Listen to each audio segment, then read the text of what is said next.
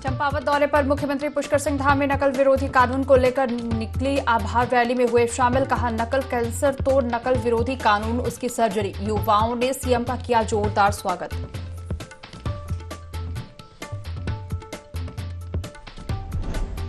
भाजपा में चुनावी तैयारियां तेज। दायित्व बंटवारे को लेकर बीजेपी प्रदेश प्रभारी दुष्यंत गौतम का बड़ा बयान। कहा, भीतरघात करने वालों की लिस्ट हो रही तैयार। निष्ठावान कार्यकर्ताओं को मिलेगी जगह।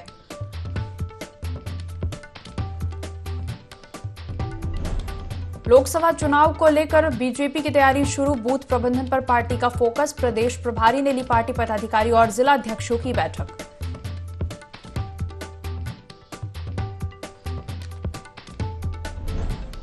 जोशीमठ में बद्रीनाथ जाने वाली सड़क पर मंडरा है खतरा। कभी भी गिर सकते हैं भारी बोल्डर। निचले हिस्सों में आई दरारें। ग्रामीणों ने लगाई मदद की गुहार।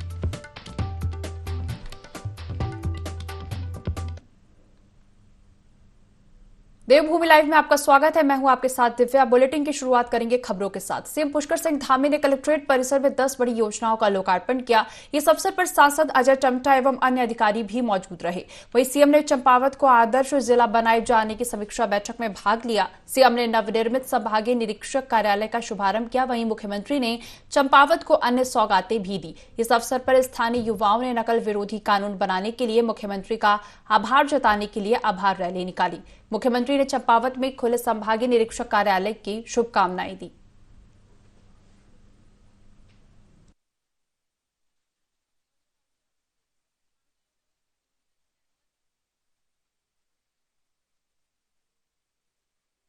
निरीक्षक जो कार्यालय था यहाँ पर परिवहन का लंबे समय से इस क्षेत्र में जरूरत थी, मांग थी और इसके कारण से लोगों को काफ़ी परेशानियों का भी सामना करना पड़ता था। इसके खुल जाने से यहाँ के क्षेत्रवासियों को, आसपास के लोगों को काफ़ी सुविधा होगी और मैं समझता हूँ कि अब उनको अपने काम करवाने के लिए दूर नहीं जाना पड़ेगा, बल्कि उनके घर के पास ही ये सुविधा हो गई है। मैं सभी को बधाई देता हूँ, शुभकामनाएं देता हूँ कि अच्छा। जोशीमठ में भूधसाव का कहर बढ़ता ही जा रहा है। सड़क घरों में दरारों के बाद अब बोल्डर्स दरकने लगे हैं। घरों के ऊपर बोल्डर्स के गिरने का खतरा मंडराने लगा है। सिंघधार वार्ड के बाद अब सुनील वार्ड में भी खेतों के आसपास बोल्डर्स के नीचे जमीन दरक रहे हैं, जिससे स्थानीय लोगों की चिंता बढ़ने लगी है। करीब 16 परिवारों के मकानों पर संकट मंडराने लगा है। ग्रामीणों ने प्रशासन से मदद की गुहार लगाई और जल्द से जल्द बोल्डर को गिरने से रोकने के लिए कदम उठाने की मांग की।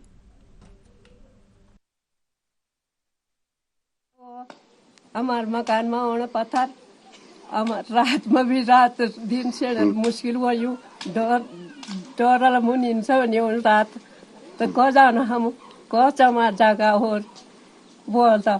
अब बेले भी दौड़ पड़ी, भीतर भी दौड़ पड़ी, सर भीतर तड़का बढ़ के वहीं मैं तो। अगर ये बोल्डर यहाँ से नीचे आता है, जिस कारण ये भूधसाव चल रहा है अभी जोशीमठ में, और उसकी वजह से 1-2 साल पहले ये बोल्डर भी उसमें है, लेकिन अभी तक कोई भी प्रशासन यहाँ पे नहीं आया है। आज पहली बार कोई न्यूज रिपोर्टर यहाँ पे आए हैं और यहाँ पे 10-15 परिवार हैं जो उसके नीचे से रहते हैं। उससे तो काफी खतरा है हम लोगों को और इसका अभी तक कोई उपाय नहीं हुआ है। हम सरकार से यही चाहते हैं कि जल्द से जल्द इसका कोई उपाय करे। 12-13 परिवार लोग रहते हैं, तो बरसात में तो यहाँ बहुत ज्यादा खतरा रहता है। जैसे जब अत्यधिक बारिश हो जाती है तो जिससे मिट्टी धंसने लगती है। मतलब हालांकि 1-2 साल पहले तो कुछ भी नहीं था, अब तो बहुत बड़ा पूरा नीचे जमीन धंस चुकी है, मकानों पे पूरे दरारें आ चुकी है। जैसे जुलाई अगस्त के टाइम पे यहाँ लोग काफी डरे से रहते हैं, सारे अपने घर में मतलब डर के रहते हैं। भाजपा प्रदेश प्रवक्ता सुरेश जोशी ने प्रेस वार्ता को संबोधित किया। जोशी का कहना था कि मुख्यमंत्री पुष्कर सिंह धामी की सरकार पहले दिन से विधानसभा चुनाव 2022 के दृष्टि पत्र को धरातल पर उतारने की कोशिश कर रही है। धामी पहले मुख्यमंत्री हैं जो 1 वर्ष के भीतर हर जिले तहसील तक पहुंचने में कामयाब हुए हैं। जोशी ने आगे कहा कि विपक्ष सीबीआई ईडी को भाजपा के इशारों पर काम करने वाली एजेंसी बता रही है। विपक्ष सीबीआई जांच के नाम पर भर्ती परीक्षाएं नहीं होने देना चाहता ताकि युवाओं को रोजगार नहीं मिल सके। भाजपा ने मेडिकल और असिस्टेंट प्रोफेसर की हजारों नियुक्तियां की हैं। 2024 में सरकारी विभागों के 30,000 खाली पदों पर भर्तियां की जाएंगी।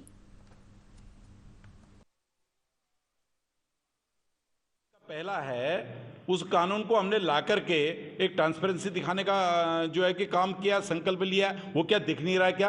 कुल मिला करके जो लोग सिर्फ राजनीति करना चाहते हैं वो लोग आज कह रहे हैं कि साहब भारतीय जनता पार्टी या मुख्यमंत्री जी सही काम नहीं कर रहे, और वो युवाओं के कंधे में बंदूक रख करके काम करना चाहते हैं। हमारी सबसे पहले भारतीय जनता पार्टी की इस प्रदेश के युवाओं से अपील है कि आपने जिस विश्वास के साथ भारतीय जनता पार्टी की सरकार बनाई है, हम उस पर संकल्पित हैं, प्रतिबद्धित हैं, और जो हमने इसका सरकारी नौकरियों का जो बैकलॉग है, उस बैकलॉग को पूरा करने के लिए दामी सरकार संकल्पित है, और वो तब तक पीछे नहीं मुड़ेगी जब तक हम सरकार के एक एक पद पर अपने युवा भाई और बहन को नहीं बिठाएंगे। हल्द्वानी में लगातार मिल रही अतिक्रमण की शिकायत पर प्रशासनिक अमला तेजी से काम कर रहा है। लोगों की शिकायत पर प्रशासनिक टीम तत्काल अतिक्रमण ध्वस्त की कार्रवाई कर रही है, जिससे अतिक्रमणकारियों में हड़कंप मचा हुआ है। इसी क्रम में बनभूलपुरा के लाइन नंबर 12 पर भैंस पालने की शिकायत पर टीम वहां पहुंची और त्वरित कार्रवाई करते हुए 3 शेड ध्वस्त कर भूमि खाली करवाई। वहीं नगर आयुक्त पंकज उपाध्याय ने बताया कि सार्वजनिक भूमि को संवारने का कार्य किया जाएगा, जिससे यह आम जनता के काम आ सके। कहीं ये मानता हूँ कि लंबे समय से शिकायतें प्राप्त हो रही थी, उसके बाद इसका निरीक्षण नहीं हो पाया, कार्रवाई नहीं हो पाई। कल मेरे पास पुनः शिकायतें प्राप्त हुई थी कि सार्वजनिक स्थान को तबेले के रूप में इस्तेमाल किया जा रहा है, 2-3 शेड बना दिए गए हैं, 20-25 यहाँ भैंसें बांधी जा रही हैं, जबकि सार्वजनिक स्थल है। हमने कल नोटिस दिया था कि जिसका जो सामान है हटा ले, जो सामान लोग हटा सके हटा पाए थे हटाया उन्होंने, बाकी हम इसको तोड़ दिया है। हमने मलबा साफ कर रहे हैं, पूरा क्लीन करके चूना डाल करके मैं इसको ऐसा बनाने का प्रयास कर रहा हूं ताकि यहाँ के क्षेत्र की जनता इसका सार्वजनिक हित में उपयोग कर सके। लाइन नंबर 12 में जैसा कि आप देख रहे हैं, सार्वजनिक प्रयोग की भूमि थी जिस पर अतिक्रमण किया गया था, उसको नगर निगम की टीम के द्वारा यहाँ हटाया गया है और इस भूमि का उपयोग जो यहाँ के लोग जो निवास कर रहे हैं वो उनके उपयोगार्थ इसको क्लीन किया जा रहा है। और आप लोग के चैनल के माध्यम से मैं अपील भी करना चाहूँगी कि जहाँ भी सार्वजनिक प्रयोग की भूमि है, जो सरकारी भूमि है, उस पर कोई जो है अतिक्रमण मत करें और वो सभी लोग मिलकर उसको अपने प्रयोजनार्थ यूज़ करें। लोहाघाट में 3 दिवसीय बाल विज्ञान मेले का आयोजन किया गया, जिसमें हिमवत संस्था ने जीआईसी लोहाघाट और सरस्वती ज्ञान विद्यालय के छात्र छात्राओं को विज्ञान मॉडल बनाने का प्रशिक्षण दिया। वहीं समापन समारोह में बाल वैज्ञानिकों ने विज्ञान से संबंधित शानदार मॉडल बनाए, जिस पर कार्यक्रम के मुख्य अतिथि पीटीए अध्यक्ष मोहन चंद्र पाटनी, एसएमसी अध्यक्ष मनोहर करायत, प्रधानाचार्य श्याम चौबे और शिक्षकों ने मॉडलों का निरीक्षण कर उनकी पीठ थपथपाई।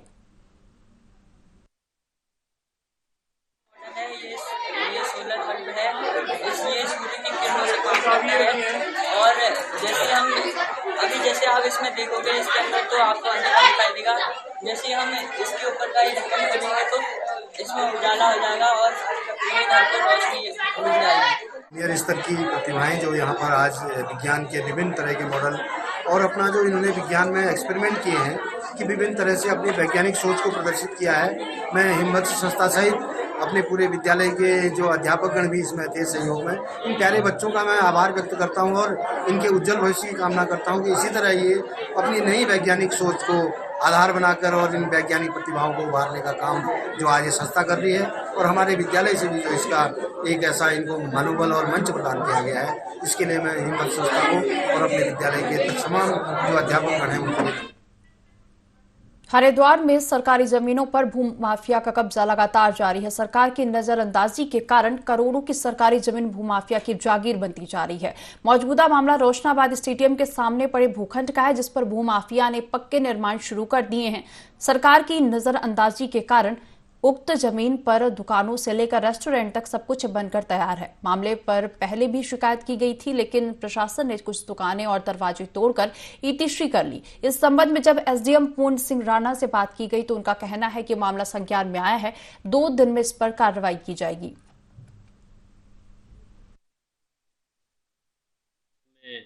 एक ड्राइव स्टार्ट किया गया है और कंटिन्यू इंक्रोचमेंट रिमूव किया जा रहा है, और आपके द्वारा जो स्टेडियम के सामने जो एरिया पॉइंट आउट किया जा रहा है तो उसको इमीडिएटली चेक करने के लिए पटवारी को डायरेक्शन दे दिए गए हैं।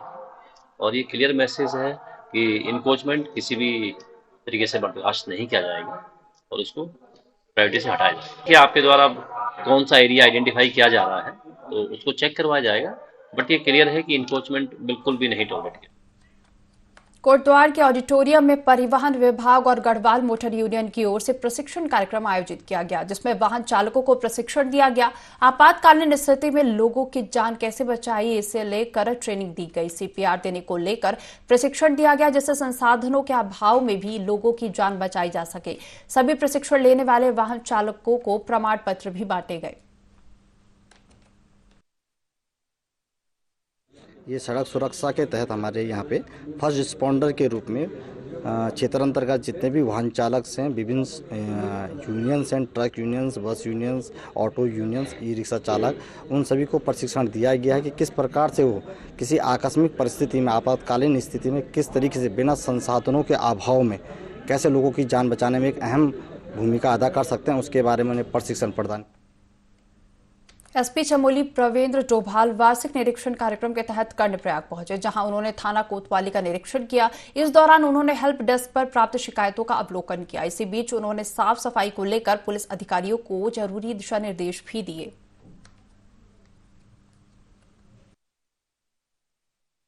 वार्षिक निरीक्षण थाना का किया गया था और इसमें क्योंकि लोगों के जो हमारे कर्मचारी रुक रहे हैं, जहाँ पर रहते हैं, वहाँ पर उनका रुकने का कैसा अरेंजमेंट है उसको देखा गया। उनके खाने की, भोजन की क्या व्यवस्था है उसको देखा गया। कुछ अभी हमारे सुधार की आवश्यकता है, खासकर भोजन, जहाँ पर हमारा भोजन का मैस का जो है उसको हम लोग थोड़ा और ठीक कराएंगे। इस बार चार धाम के टाइम में इस व्यवस्था को थोड़ा दुरुस्त करेंगे और बाकी रख रखाव वगैरह थाने का इनके द्वारा ठीक।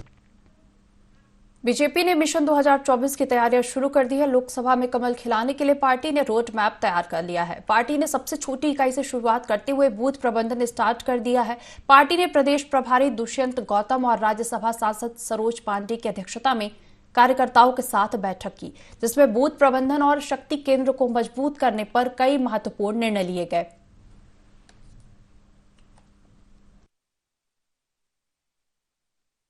राजनीतिक दल होने के कारण पार्टी को मजबूत करना, पार्टी के राजनीतिक दल के नाते हमारी मुख्य इकाई जो है वो बूथ है। आपने देखा होगा ऊपर से लेकर नीचे तक आदेश होता है, पालन होकर बूथ पर ही होता है वो। इसलिए बूथ सशक्तिकरण के लिए अनेकों योजना राष्ट्रीय अध्यक्ष जी ने बनाई है और वो हमारे बूथ अध्यक्ष तक पहुँचे, इसकी सारी व्यवस्था की लगातार बैठकें चलती रहती है। ऐसी आज एक बैठक हमारे नेतृत्व आया हुआ है, दोनों विषय है। मुख्य रूप से हमारा आगामी दिनों का बूथ केंद्र पार्टी को मजबूत करना है, हर बूथ पर पन्ना प्रमुख बनना, सारे विषय की चर्चा होगी। इसके साथ साथ महामहिम राष्ट्रपति जी का अभिभाषण है और अभिभाषण को हम शक्ति केंद्र पर ले जाएंगे, क्योंकि केंद्र सरकार की उपलब्धियां हैं। इसके साथ साथ एक कार्यक्रम हमारा राज्य सरकार उपलब्धि विषय को भी खबर रखेगा। उस कार्यक्रम स्वरूप की सूचना वो कैसे बने, सारी चर्चा आज की बैठक में करना। उत्तराखंड में पार्टी विरोधी काम करने वाले नेताओं को कोई दायित्व नहीं दिया जाएगा। भाजपा संगठन ने इसकी तैयारी शुरू कर दी है। भाजपा ने यह कदम अगले वर्ष होने वाले लोकसभा चुनाव को लेकर उठाया है। भाजपा के प्रदेश प्रभारी दुष्यंत गौतम भी इस मामले में बयान दे चुके हैं। उनके इस बयान का समर्थन भाजपा प्रदेश अध्यक्ष महेंद्र भट्ट ने भी किया है।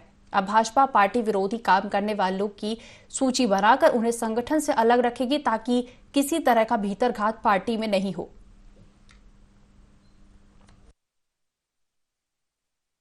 देवी का तो दायित्व मिलता है, पार्टी के कार्यकर्ता लंबे समय जो काम कर रहे हैं उस पर सब डिस्कशन होगा और काफी चर्चा हो चुका है। माननीय प्रभारी से हमारी बैठक होने वाली है, उसके बाद माननीय के साथ बैठेंगे, मुख्यमंत्री के साथ बैठेंगे।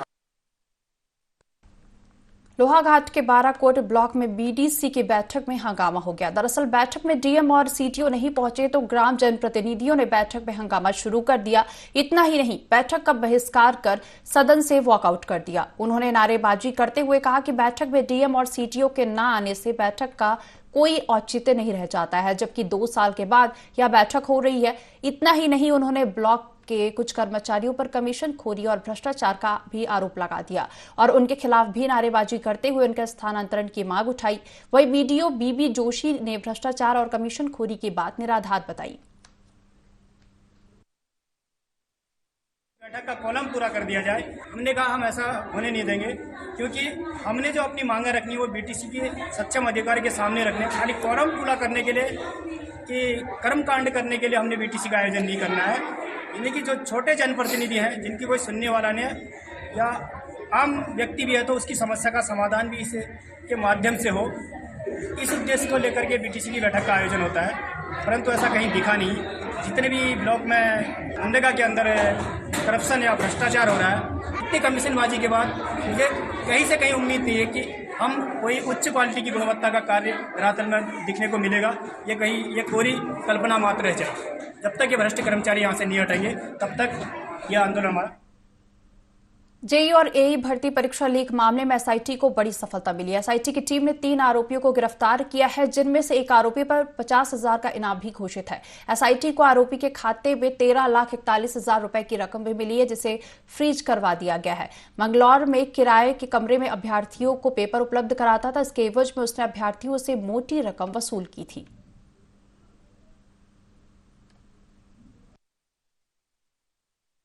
दर्ज हुआ था। इसके बाद इसमें 6 लोग की पूर्व में गिरफ्तारी हुई थी। इसमें 3 लोग अभी वांटेड चल रहे थे, जिसमें जो मेन इसकी कड़ी है, जिस पर इनाम भी घोषित हो रखा है, 50,000 का इनाम आईजी गढ़वाल महोदय द्वारा किया गया। उसमें एक अभियुक्त अनुराग पांडे, जो मूल रूप से बलिया का निवासी और संजीव चतुर्वेदी का रिलेटिव भी है, और उसकी गिरफ्तारी की गई है, जिसमें 50,000 का इनाम था। उसके जो उसने अवैध धन इसे इस परीक्षाओं के माध्यम से मिला, 13,41,000 का जो हिसाब अभी इसके अकाउंट से हमें मिल गया है। और बाकी भी काफ़ी सारी जानकारी मिली है, जिससे पूछताछ में जिसमें आगे काम किया जा रहा है। इसके साथ ही साथ इस परीक्षा में उदलहेड़ी लक्सर क्षेत्र में एक मकान में जहां पर नकल कराई गई थी, उससे संबंधित एक विशु जो है मंगलौर क्षेत्र का रहने वाला, और विशु ने खुद भी परीक्षा दी थी। साथ ही साथ उसके अन्य भी कुछ लोग जानने वाले थे, जिनको उसने परीक्षाएं वहाँ पर मतलब प्रश्न पत्रों को पढ़वाया था। तो इससे 1 लाख रुपए और अवनीश से जो है 2 लाख रुपए जो उसको मिले थे, वो बरामद किए गए हैं। कुछ शैक्षिक दस्तावेज और अन्य कागजात भी मिले हैं, जो इस परीक्षा से इंगित इसमें मतलब उसके साक्ष्यों के रूप में मिले हैं। तो तीनों को न्यायालय में पेश करके मसूरी में उप जिलाधिकारी शैलेंद्र सिंह का विदाई समारोह आयोजित किया गया। कार्यक्रम में बड़ी संख्या में प्रशासनिक अधिकारी और कर्मचारी शामिल हुए। इस दौरान समस्त स्टाफ सहित आम नागरिकों ने उनके कार्यों की प्रशंसा की। शैलेंद्र सिंह ने 4 साल के कार्यकाल में काफी सराहनीय कार्य किए। 2 साल बाद आयोजित हुआ विंटर कार्निवल उनमें से एक था। अब शैलेंद्र सिंह का स्थानांतरण डोईवाला किया जा चुका है। जिलाधिकारी स्टाफ के मुताबिक शैलेंद्र सिंह हमेशा अपनी साफ छवि और सरल स्वभाव के लिए याद किए जाएंगे।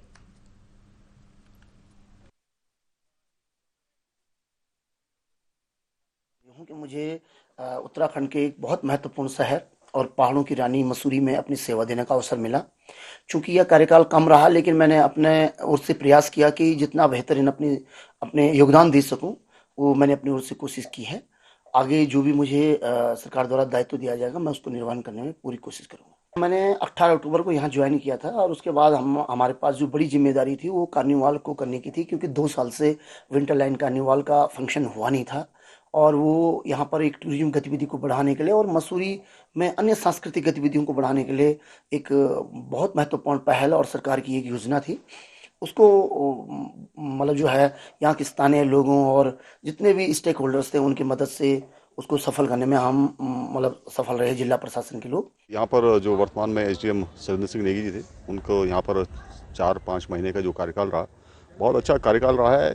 चाहे पहली बार मसूरी में विकास का कार्यक्रम हो, जो स्थानीय जनता और स्टेक होल्डर्स के सहायता से जो जिला प्रशासन ने कराया है, चाहे विंटर कार्निवल की बात हो, चाहे अभी जो माल रोड का जो सौंदर्यीकरण हो रहा है उस पर जो है निगरानी रखने की बात हो, तो एसडीएम शैलेंद्र नेगी जी का बहुत अच्छा यहाँ पे कार्यकाल रहा है। जो उनके कार्य करने की जो शैली रही है वो बहुत अच्छी रही है। और इसी तरह से आपने देखा होगा कि जब लोगों को पता लगा कि उनका ट्रांसफ़र हो गया है, तो आपने देखा होगा कि सभी जो संगठन हैं और जो लोग हैं, उन्होंने उनका जो है वहाँ पर उनको विदाई दी है। हरिद्वार की सिटकुल पुलिस ने अंधे कत्ल का खुलासा कर दिया है। जानकारी के मुताबिक सिटकुल के हॉकी स्टेडियम के पास एक अज्ञात युवक का शव मिला था, जिसकी पहचान श्रवण कुमार हिम्मतपुर निवासी के रूप में हुई थी। मृतक के परिजनों ने अज्ञात आरोपी पर हत्या का मुकदमा भी दर्ज करवाया था, जिसके बाद पुलिस ने हत्या का खुलासा करते हुए बताया कि आरोपी पालू ने शराब की लत पूरी करने के लिए मृतक से पैसे मांगे थे और युवक से के इनकार करने पर पत्थर से वार कर उसकी हत्या कर दी। साथ ही युवक के पास से 7,000 रुपए भी लूट लिए। पुलिस ने आरोपी पर हत्या समेत लूट की धाराओं के तहत मामला दर्ज कर कार्रवाई शुरू कर दी है। में वहाँ पर एक पोपिन नाम का जो युवक है, इसकी लाश मिली थी, जिसका सर जो है जानवरों ने खा लिया था। तो प्रथम दृष्टया इसमें जो है जब शक होने पर इसका जब पोस्टमार्टम कराया गया था, तो उसके किसी भारी चीज़ से उसकी हड्डी टूटना पाया गया था। तो इस पर ही हत्या की आशंका पर जो है इसमें मुकदमा जो है तहरीर आई थी, इस पर मुकदमा 302 में दर्ज किया गया। साथ ही साथ इसमें पता चला कि लास्ट एक इसका मित्र है जो उसके घर पे अक्सर आया करता था, रविंदर जिसका नाम है, और वो उसके साथ शाम को गया हुआ था। तब से रविंदर लगातार फरार चल रहा था, जिसकी तलाश पुलिस कर रही थी। पुलिस ने जब उसको पकड़ा तो पूछताछ उसने बताया कि इसको जानकारी थी कि पोपिन जो है अपने पास हमेशा 5-7 हज़ार 10,000 रुपये कैश रखता है और घर पे नहीं रखता, और वो नशे की हालत में उसको लालच जाग गया और उसने एक जब देखा सुनसान जगह पर तो वहाँ पर उसको ईंट से उसके सर पे वार कर दिया और पैसे लेकर उसके भाग गया। उसमें से करीब 3200 रुपये भी पुलिस ने बरामद कर लिया है। बाकी अक्यूज को जो है न्यायालय में पेश। विश्व प्रसिद्ध यमुनोत्री धाम के लिए जल्द ही रोपवे शुरू किया जा रहा है। इसके लिए पीपीपी मोड पर सरकार ने प्राइवेट कंपनी के साथ अनुबंध कर लिया है, जिसकी जानकारी पर्यटन मंत्री सतपाल महाराज ने दी है। साथ ही उन्होंने कहा कि 167 करोड़ की लागत से रोपवे बनाया जा रहा है, जिससे 5 किलोमीटर का सफर अब 15 मिनट में हो जाएगा। वहीं इस रोपवे से 500 लोग एक बार में यमुनोत्री धाम पहुंच सकेंगे, जो कि यात्रा के लिए बहुत अच्छा है।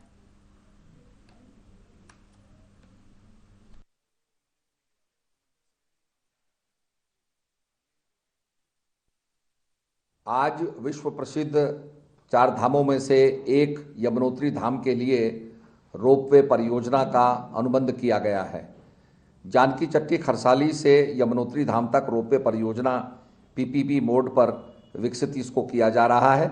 इसकी लंबाई 3.38 किलोमीटर है और इसकी अनुमानित लागत जो है 167 करोड़ रुपए है। इसमें प्रत्येक घंटे 500 व्यक्ति जो है जा पाएंगे और आपकी जो 5.5 किलोमीटर की जो यात्रा है वो 15-20 मिनट के अंदर पूरी हो जाएगी। प्रदेश में सरकार ने नकल विरोधी कानून लागू किया है। स्थानीय भाजपा नेता जिसकी लगातार तारीफ कर रहे हैं। युवा भाजपा भी रैली निकालकर भाजपा सरकार को युवा हितैषी बता रही है। भाजपा के प्रदेश प्रवक्ता विनोद सोयाल ने कहा कि केंद्र और प्रदेश की भाजपा सरकार हर वर्ग का ध्यान रखते हुए विकास कर रही है। इस कानून से नकल माफियाओं पर अंकुश लगेगा। वहीं बेरोजगारों के आंदोलन पर कहा कि कांग्रेस अपने राजनीतिक लाभ के लिए युवाओं के कंधे पर बंदूक रखकर चला रही है। वहीं पेपर लीक मामले में कहा कि सीबीआई जांच की जरूरत पड़ी तो सीबीआई जांच करवाई जाएगी।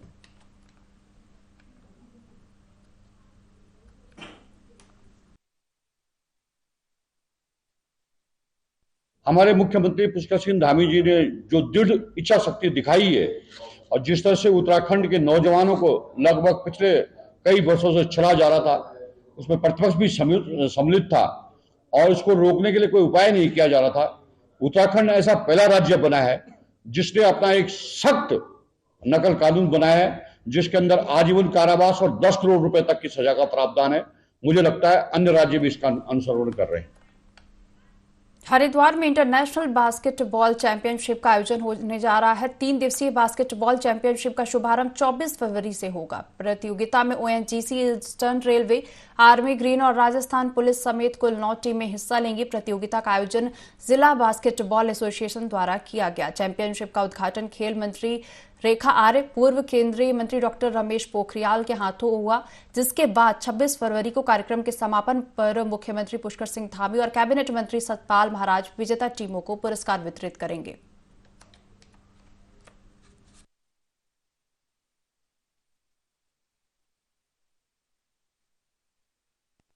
फरवरी से 26 फरवरी तक इंडोर बास्केटबॉल ग्राउंड में हमारा नेशनल चैंपियनशिप होने जा रही है। मेंस चैंपियनशिप है। इसमें देश की जो 9 टीमें हैं वो इसमें प्रतिभाग कर रही हैं और ये डे नाइट टूर्नामेंट चलेगा और इंडिया बेस का टूर्नामेंट है। जितने भी प्लेयर हैं सब बाहर से आ रहे हैं और सारे प्रोफेशनल प्लेयर हैं। ये हमारे उत्तराखंड के लिए एक बहुत बड़ी उपलब्धि है कि indoor basketball court per day night हमारे यहाँ टूर्नामेंट होने जा रहा है। उत्तराखंड सरकार के माननीय मुख्यमंत्री जी पुरस्कार वितरण समारोह क्लोजिंग सेरेमनी में रहने वाले हैं 26 तारीख को, और इस कार्यक्रम की जो ओपनिंग सेरेमनी है उसमें इस प्रदेश की खेल मंत्री माननीय रेखा आर्य जी और पतंजलि योगपीठ के महामंत्री आचार्य बालकृष्ण जी और हरिद्वार लोकसभा के यशस्वी सांसद पूर्व मुख्यमंत्री डॉक्टर निशंक जी रहने वाले हैं। और समापन समारोह में माननीय पर्यटन मंत्री सतपाल महाराज जी, पूर्व मंत्री माननीय मदन कौशिक जी और हमारे तीनों स्थानीय विधायक आदरणीय आदेश चौहान जी, प्रदीप बत्रा जी, ये सब लोग और स्थानीय जनप्रतिनिधि सभी लोग इसमें रहेंगे। प्रधानमंत्री जी का एक विजन है, पिछले काफी समय से खेलो इंडिया को लेकर के उन्होंने जो एक अलग देश के युवाओं में जगाने का काम किया है, उससे उत्तराखंड भी अछूता नहीं है। तो उसी निमित्त हम लोगों ने भी लगातार प्रयास किए। जिले और प्रदेश स्तरीय कार्यक्रम हम लोग कराते रहते हैं, लेकिन अब ऐसा लगा कि माननीय प्रधानमंत्री जी का स्नेह और आशीर्वाद जिस प्रकार से देश के युवाओं और खिलाड़ियों को मिल रहा है, उसी से प्रेरित होकर के हमने भी एक प्रयास किया है और वो प्रयास सफल। इस बुलेटिन में फिलहाल इतना ही। आप बने रहिए IND 24 के साथ।